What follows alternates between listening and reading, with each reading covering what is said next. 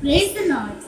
पिछले वीडियो को आपने लाइक किया, शेयर किया, सब्सक्राइब किया, बहुत बहुत धन्यवाद। आप ऐसे वीडियो को लाइक कीजिए, शेयर कीजिए और परमेश्वर का वचन दूसरों तक पहुंचाइए। बाइबल में स्त्रियों की भूमिका, बाइबल में बहुत सारी स्त्रियों के बारे में लिखा है, उनके जीवन के बारे में, चरित्र के बारे में, व्यवहार के बारे में, उन्होंने कैसे कैसे काम किए और परमेश्वर ने अपनी महिमा के लिए उनको कैसे खड़ा किया है। यह अलग अलग पार्ट में अलग अलग स्त्री के जीवन के जरिए सीखेंगे। आज की कहानी में लिया और राहेल, याकूब की पत्नियां। जो बोओगे वही काटोगे। उत्पत्ति 49वां अध्याय 28वां वचन। इजराइल के 12 गोत्र यही है और उनके पिता ने जिन जिन वचन से उनको आशीर्वाद दिया सो यही है। एक एक को उसके आशीर्वाद के अनुसार उसने आशीर्वाद दिया। अभी हम बाइबल से देखेंगे। लाबान की 2 बेटियां थी, जिनमें से बड़ी का नाम लिया और छोटी का नाम राहेल था। लिया की तो धुंधली आंखें थी, पर राहेल रूपवती और सुंदर थी। दोनों बहनों का एक ही पति जिसका नाम याकूब था। याकूब ने धोखे से अपने भाई के परिवार का अधिकार ले लिया और बाद में अपने पिता इसहाक को धोखे से उससे एसाव की सारी आशीष ले ली। एसाव के क्रोध से याकूब को बचाने के लिए रिबेका ने इसहाक से कहा कर याकूब को पद्दनराम में अपने भाई लाबान की एक छोटी बेटी, कोई भी बड़ी छोटी विवाह करने के लिए भेज दिया। जिस कुएं के पास इब्राहिम के सेवक एलियाजर ने रिबेका को पाया, उसी कुएं के पास याकूब को राहेल मिली और राहेल रूपवती होने के कारण याकूब उससे प्रीति रखने लगा। याकूब अपने मामा लाबान के घर में 1 महीना सेवा करते रहा। तब लाबान ने कहा, तुझे मुफ्त में सेवा करना उचित नहीं है, तुझे सेवा के बदले क्या दूं? उसने कहा, मैं तेरी छोटी बेटी राहेल के लिए 7 बरस तेरी सेवा करूंगा। याकूब ने 7 बरस सेवा करी और उसको राहेल की प्रीति के कारण थोड़े ही दिनों के बराबर वे 7 साल जान पड़े। जब समय पूरा हुआ तब याकूब ने लाबान से अपनी पत्नी राहेल को मांगा। तब लाबान ने मनुष्यों को बुलाकर इकट्ठा किया और उसकी चिन्ह रखी। सांझ के समय अपनी बेटी लिया को याकूब के पास ले गया और अपनी बेटी लिया को उसकी दासी होने के लिए जिल्पा को दिया। प्रत्येक पुत्री को विवाह भेंट के रूप में एक दासी देना परंपरागत व्यवहार था। सुबह के समय में याकूब को पता चला कि लिया है, तब उसने लाबान से कहा, तूने मेरे से ये छल क्यों किया? लाबान ने कहा, हमारे यहाँ ऐसी रीत नहीं, जेठी के होते हुए छोटी का विवाह कर दे।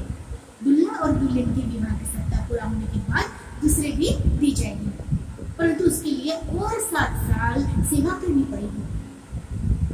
याकूब ने ऐसा ही किया। 1 सप्ताह के बाद राहेल से याकूब का विवाह हुआ। लाबान ने अपनी बेटी राहेल की दासी होने के लिए बिल्ला को दिया। जब युवा ने देखा लिया अप्रिय हुई, तब उसने उसकी कोख खोली और राहेल बांझ रही। लिया को पुत्र उत्पन्न हुआ और उसे यह कहकर उसका नाम रूबेन रखा कि युवा ने मेरे दुख पर दृष्टि की है, सो अब मेरा जो पति है उससे प्रीति रखेगा। लिया को दूसरा पुत्र उत्पन्न हुआ। यह सुनकर कि मैं अप्रिय हूँ, यहाँ ने मुझे यह भी पुत्र दिया, इसलिए उसने उसका नाम शिमोन रखा।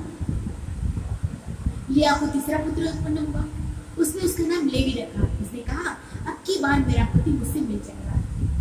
लिया को चौथा पुत्र उत्पन्न हुआ। उसने उसका नाम यह कहकर यहूदा रखा। अब की बार तो मैं यहाँ का धन्यवाद करूंगी।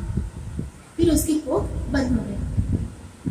राहेल ने देखा कि उसकी कोई संतान नहीं हो रही, तो वह अपनी बहन से डाह करने लगी और जो गलती सारा ने करी वही गलती उसने भी करी। उसने अपनी दासी बिल्ला को याकूब की पत्नी होने के लिए दिया और उसका एक पुत्र उत्पन्न हुआ।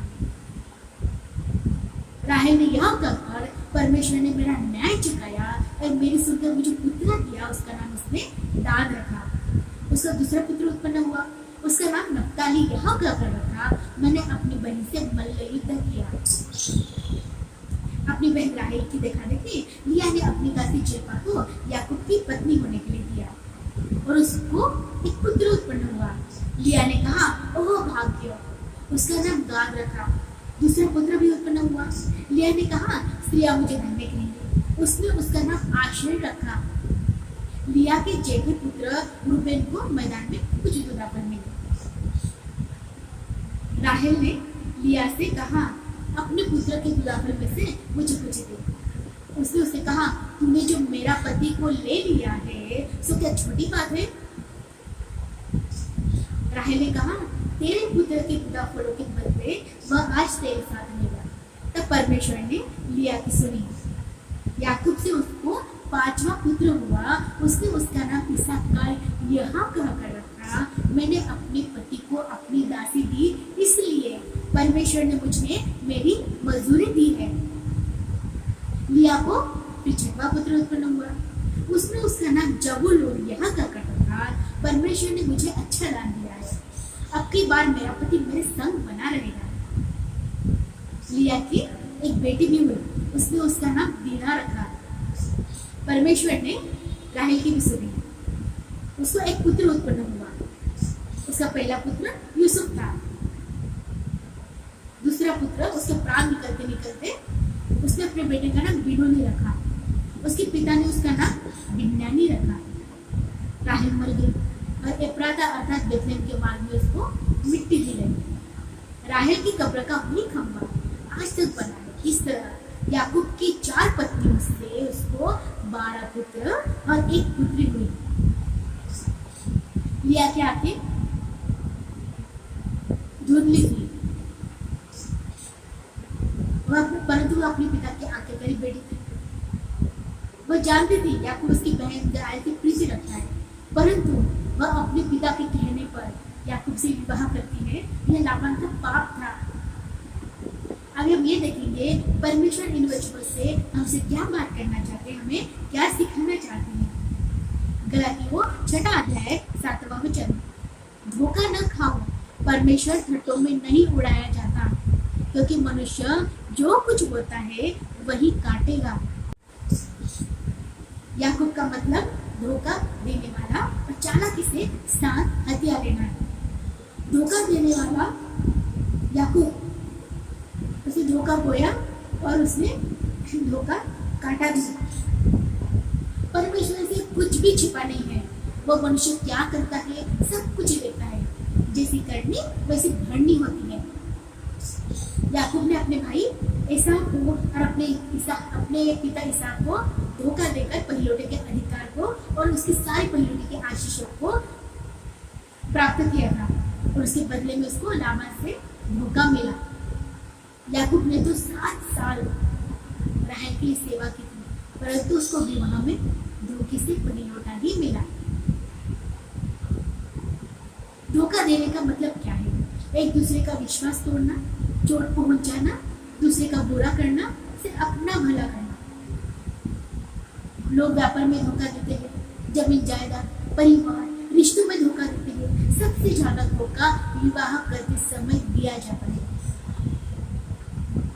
कई व्यक्ति अपनी कम पढ़ाई को छिपाते हैं, अपनी कम आमदनी को छिपाते हैं, शरीर की विकलांगता को छिपाते हैं, अपनी बुरी आदतों को छिपाते हैं। तब कोई लोग अपनी जमीन जायदाद को इतने बड़ा चढ़ाकर बताते हैं कि ऐसा कुछ होता नहीं है। कई व्यक्ति की पहले ही प्रेमिका होती है और घर वालों के दबाव से वे शादी करते हैं।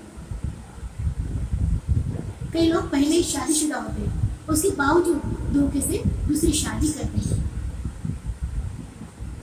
शादी के बाद भी पति पत्नी अपने जीवन साथी को धोखा देते हैं। कई विश्वासी लोग अपने आप को धार्मिक दिखाकर बाइबल पढ़ना, चर्च में काम करना, कलीसिया में काम करना, ये दिखाकर धोखा देकर शादियां करते हैं। धोखे वाली शादी आगे चलकर नरक बन जाती है। लिया की शादी याकूब से होती है। वो उसको अपना पति मानती है, परंतु जब वह राहेल से दूसरी शादी करता है तब लिया की स्थिति दयनीय हो जाती है।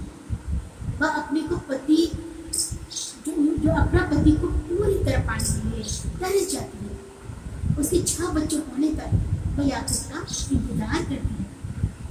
राहेल से जुदा फल के लिए अपने पति का सौदा करती है।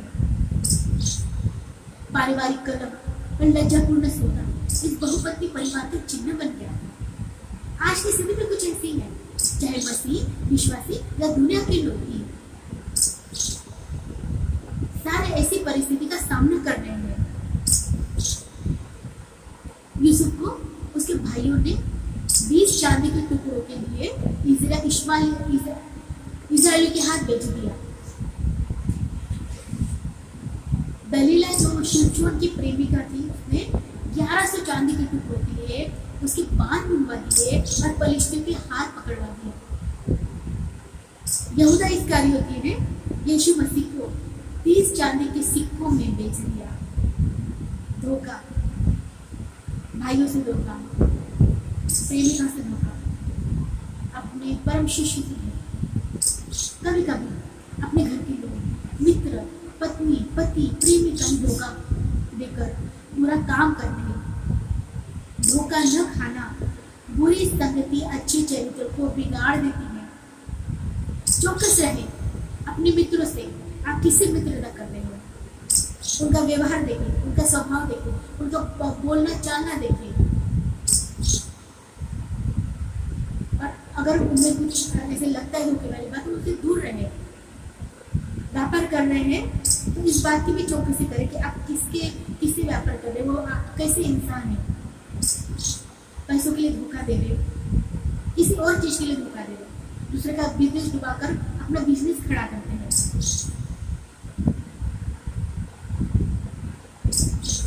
यीशु मसीह को अपने मित्र बना लो, रात दिन वचन पढ़े, प्रार्थना करें और हर एक बात को परमेश्वर के हाथ में सौंप कर ही आगे बढ़े। परमेश्वर ने हमें सहायक पवित्र आत्मा दिया है, वो मार्गदर्शन करता है। आपकी अभिलाषा, शरीर की अभिलाषा से दूर रहने में पवित्र आत्मा हमारी सहायता करता है। गलत और बुरे लोगों से वह हमें बचाता है, हमारे मन में बात करता है, हमें बताता है कि ये गलत है, इससे दूर रहो। पवित्र आत्मा हमारे मन में बात करते हैं, सही राह दिखाते हैं हमें। गलातियों 2 अध्याय 20वां वचन, मैं मसीह के साथ क्रूस पर चढ़ाया गया हूँ और अब मैं जीवित न रहा, पर मसीह मुझ में जीवित है।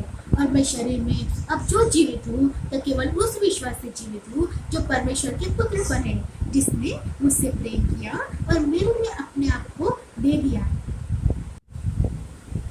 मसीह के साथ क्रूस पर चढ़ाए जाने का अर्थ है कि पुराने पाप में जीवन की राज्य करने वाली शक्ति, उसके प्रति हम विरोध करें और विश्वास से मसीह के पुनरुत्थान जीवन की शक्ति को अनुभव करें। जब हम अपने आप को मसीह के साथ क्रूस पर चढ़ाएंगे तो सारी अभिलाषाएं और सांसारिक बातों को भी क्रूस पर चढ़ा दिया जाएगा। अब मैं जीवित न रहा, पर मसीह मुझ में जीवित है। इसका मतलब है कि मसीह को हमारे में अपना निवासन बनाने दो, ताकि मसीह का स्वभाव हमारे में रहे, ताकि धोखा देना या धोखा खाना ऐसे कई अपराधों से हम बचाए जाए। यीशु मसीह ने हमारे अपराधों के लिए अपने आप को दे दिया। जिन अपराधों की सजा हमें मिलनी चाहिए थी, वह यीशु मसीह ने सह ली। इसलिए वही पुराने पापों में जीवन बिताना छोड़कर अपने आप को पापों से दूर करें और मसीह के साथ गहरा संबंध बनाए। अदन की वाटिका में शैतान ने हवा को धोखे से फल खिलाया था। संसार शैतान के वश में है। कई लोग धोखा देने के लिए शैतान की ओर से आते हैं, मसीह के जीवनों में आते हैं ताकि उनका जीवन खराब हो जाए, बर्बाद हो जाए, मसीह जीवन में वो गिर जाए, आत्मिक जीवन में गिर जाए। इसलिए हमें चौकस रहना चाहिए। रोमियो 8वां अध्याय 28वां वचन, और हम जानते हैं कि जो लोग परमेश्वर से प्रेम रखते हैं उनके लिए सब बातें मिलकर भलाई ही को उत्पन्न करती है, अर्थात उन्हीं के लिए जो उसकी इच्छा के अनुसार बुलाए हुए हैं, जो परमेश्वर की संगति में रहते हैं और उसे प्रेम रखते हैं। तब चाहे धोखा ही क्यों ना हो, सब बातें मिलकर भलाई को उत्पन्न करती है। लिया अपनी जिंदगी प्रेम के लिए इंतजार कर रही थी और पत्नी का दर्जा लिया को ही मिला। जिस कब्रिस्तान में इब्राहिम और उसकी पत्नी सारा, इसहाक और उसकी पत्नी रिबेका को मिट्टी दी, उसी भूमि पर लिया और याकूब को मिट्टी दी। राहेल उरुपति सुंदर थी।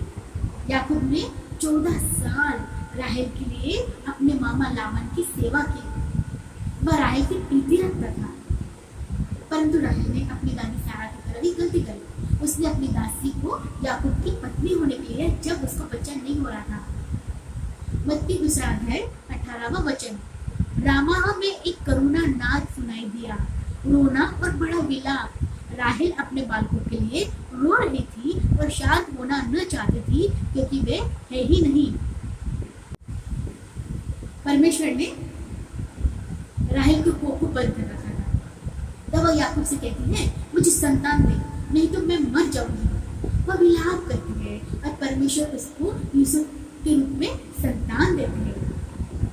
परंतु जब उसकी दूसरी संतान होती है तो वह बड़ी पीड़ा से बिन्यामीन को जन्म देती है और मर जाती है। एफ्राता अर्थात बेथलेहम के मार्ग में उसको मिट्टी दी गई। वैवाहिक दंपति में प्रेम होना जरूरी है। उनके बीच का संबंध याकूब और राहेल के प्रेम की तरह होना चाहिए। ये नहीं सिर्फ कुछ समय तक, परंतु जब तक मृत्यु नहीं होती है। कुछ वैवाहिक जोड़े के बीच का प्रेम कुछ साल बाद खत्म हो जाता है और बाद में लिया के जीवन की तरह वे जिंदगी जीते हैं। यीशु मसीह ने हमसे प्रेम किया और स्वर्ग छोड़कर क्रूस पर बलिदान दिया। कितना महान प्रेम है जो प्रभु यीशु मसीह ने सारे लोगों के लिए दिया। वैवाहिक जीवन को सफल बनाने के लिए क्राइस्ट लाइक लव की जरूरत है और फिजिकल रिलेशन को सेकेंडरी रखते हुए और दूसरे औरतों के प्रति मोह ना रखते हुए पत्नी के साथ ही प्रेम और समझदारी को बढ़ावा दें। प्रेम रहेगा तो एक दूसरे का आदर करेंगे, परवाह करेंगे और देखभाल भी करेंगे। लिया और राहेल ने अपने संतान के नाम और के साथ रखे हैं। यीशु के नाम का अर्थ है उद्धारकर्ता। बच्चों के नाम रखते हैं तब यह भी ध्यान रखिए उसका अर्थ क्या है। किस अर्थ से आप अपनी संतान का नाम रख रहे हैं। याकूब की 4 पत्नियां थी, जिनसे 12 पुत्र और 1 पुत्री उत्पन्न हुई थी। बहुपत्नी परिवार को परमेश्वर ने इजराइल की गोत्र ठहराने के लिए क्यों स्वीकार किया। मूसा की व्यवस्था और नए नियम में एक ही पति और एक पत्नी रखने का नियम है, परंतु इब्राहिम याकूब इस अवस्था के अधीन नहीं थे। उस वक्त कोई व्यवस्था या नियम नहीं दिए गए थे। अगर हम उत्पत्ति में देखेंगे 28वां अध्याय 10 से 22 तक, तो परमेश्वर ने बेतेल में याकूब को सपने में दर्शन देकर सारी आशीष दी कि तेरा वंश भूमि के समान बहुत होगा, तेरे वंश के द्वारा तेरे सारे कुल आशीष पाएंगे। उसके बाद याकूब ने मन्नत मानी थी, यदि परमेश्वर मेरे संग रहकर इस यात्रा में मेरी रक्षा करे और मुझे खाने के लिए रोटी और पहनने के लिए कपड़े दे और मैं अपने पिता के घर कुशल क्षेम से लौट जाऊं, तो यह मेरा परमेश्वर ठहरेगा और दशमांश मैं अवश्य ही दिया करूंगा। जैसे याकूब ने परमेश्वर से आशीष मांगी, वैसे ही परमेश्वर ने उसके लिए किया। परमेश्वर मनुष्य नहीं है जो धोखा दे, परंतु वह ईश्वर है। वह जो कुछ कहता है, जो कुछ बोलता है, जो योजनाएं वो हमारे लिए बनाए रखता है, वो सब हमारे जीवन में पूरा करता है। जो वायदे परमेश्वर ने मनुष्य के लिए किए हैं, वो सब पूरा करता है। परमेश्वर ने जो कुछ याकूब को बेतेल में स्वप्न में कहा, वह उसके जीवन में पूरा किया। इफिसियों 5वां अध्याय 6वां वचन। वही तुम्हें व्यर्थ बातों से धोखा न दे, क्योंकि इन्हीं कामों के कारण परमेश्वर का क्रोध आज्ञा न मानने वालों पर भड़कता है। परमेश्वर इस वचन से आशीषित करे। धन्यवाद।